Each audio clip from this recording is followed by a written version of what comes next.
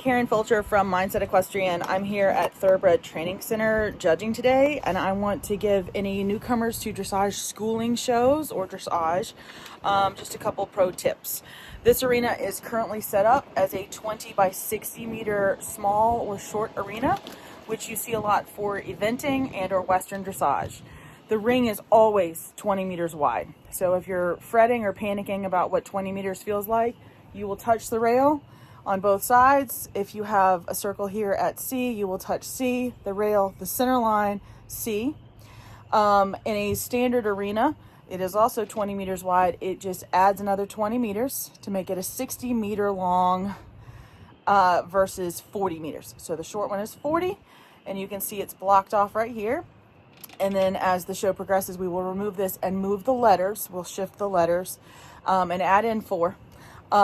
So that the ring is 20 by 60 for upper level dressage and or upper level Western dressage, which we also have today. Speaking of center line, the center line is between C and A. You will always have a judge behind C here. As you progress up, if you have regional championships, multi-judge shows, there might also be a judge at E or B. Then there get to be much, much more. But you will have already had your dressage mileage by then. There's always your judge at C. You will salute. Ideally, it is halt, smile, hand down, head up, hand up, then proceed. We see all kinds of stuff. If you don't salute, it is a penalty, and we are like, hey, did they salute? We want you to touch all the letters in the movement. So A down center line, X, halt, salute. X is in the middle between E and B. E and B are always in here. A and C are always in here. So it's tight in the middle. You will look through your peripheral. As you move up the test, you'll go from the walk to the halt to just the halt. So all the letters in the movement, what do I mean by that? If you're going from C to H and you don't touch H, where is that? There. Oh my goodness. H is here for me. So anyway, if you're not touching H and you kind of cut off the ring, you're not using the ring correctly, you're not going through your whole line, you're not touching the rail. In theory, your body should touch every movement associated with that movement, every letter associated with that movement. What else? We want a slight inside flexion, inside bend. They should be slightly pushing off the outside so that they're not counter flex looking to the outside. There are certain things we can't tell you. So like I won't say dropping inside shoulder, falling on inside shoulder at intro. And so they should be on contact. You cannot speak to your horse, and you cannot have outsiders talk to you, even if it's a parent. They also can't sit with their feet up on the rail. The judge will handle it if your coach doesn't, happily, by the way. You can have a collar through certain levels, but again, by the time you get there, you'll know all of this stuff. The collar will stay at E and B and must call the exact requirements of the movement of the test. Ideally, it's someone who knows dressage and knows the dressage ring. Don't bring your new boyfriend and have them call.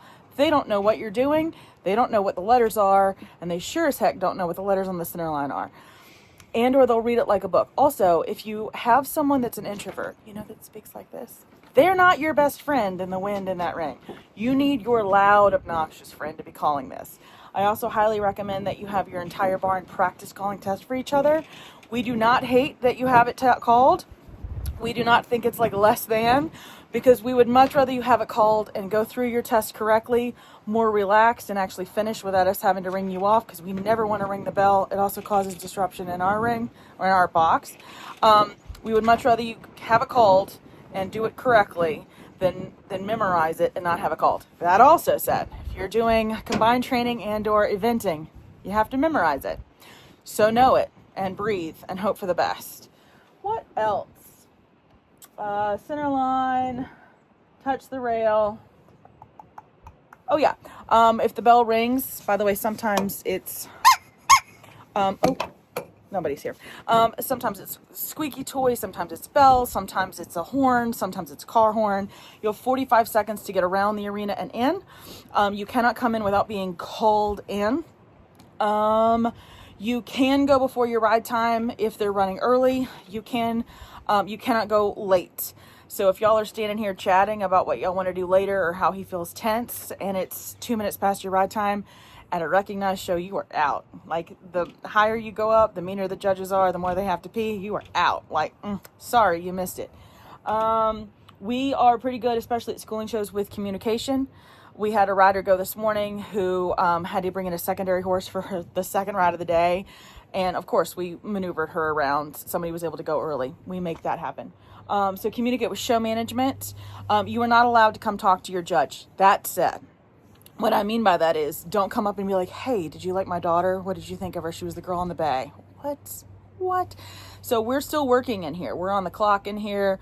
We're still writing things. We're still discussing what's going on. But what you can do and what you should do. So for instance, this facility, you're coming from a warm-up ring behind there, and most people stand here. They do have numbers. I can't see them. And even if they stand down there, I can't see a number, especially if it's on the outside. I also don't know if you're writing the same test that we have you written down to ride, because especially at schooling shows, it's very rare that we judge the same test repetitively.